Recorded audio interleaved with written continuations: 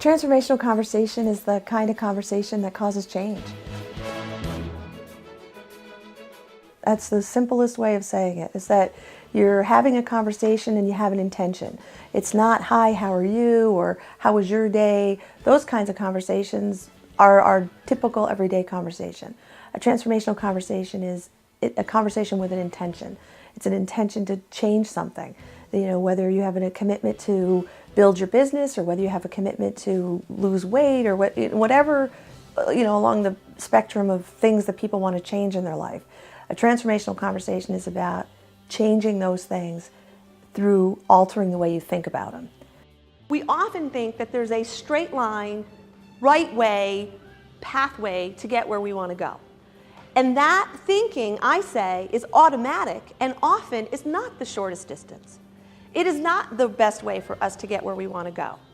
But there's this traditional way of achieving goals, there's a traditional way of living life that has us think of these straight line, shortest distance between 2 points.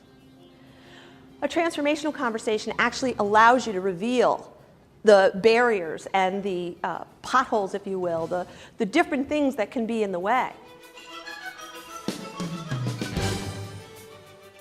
The thing that's most important is to think about how you listen.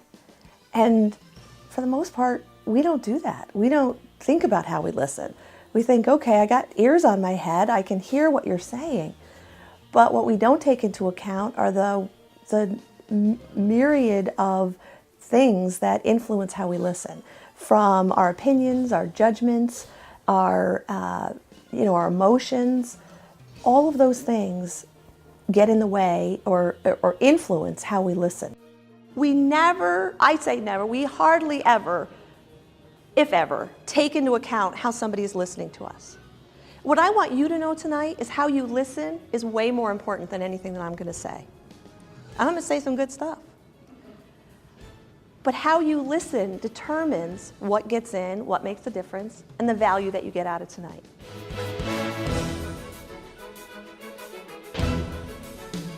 Behavior does not change unless you first change the thinking. So I change the thinking first, then the actions are natural. You have naturally different actions, and then that causes different results. And so for me, most people start at the end. They start at the actions. I start at the beginning. The same thinking that we use to fix our cars and our computers is the same thinking that we bring to our personal relationships. Think about it. You have a situation at work, you have an employee or a boss that perhaps you want a different outcome. What do? Fix them. Try to fix them. Figure out what the problem is. You have a child perhaps that is not, working up to par, or not, again, creating the outcome you want. What do? Solve a problem. I can't tell you how many supervisors I've worked with that talk about, people being, their direct reports being late, or, sloppy, or lazy, or all of these different things. And I say, well, what do you do about that? Well, I tell them what to do, or I tell them what not to do. Okay, well, how's that working? For the most part, it doesn't. And they get frustrated, and then it ends up either somebody gets fired or laid off or whatever, rather than find out what's at the source of why that person is doing what they're doing, and then see if you can't alter the way that they think about it. Do you ever hear the expression, to a hammer, everything's a nail? Yeah, because when you have a hammer and that's the only tool you have, and you got to go fix something, it's like, well, it looks like a nail.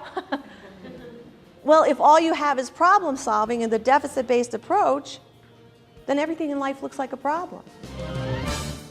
We don't recognize the amount of time our thoughts, our conversations, our life is dedicated to fixing problems.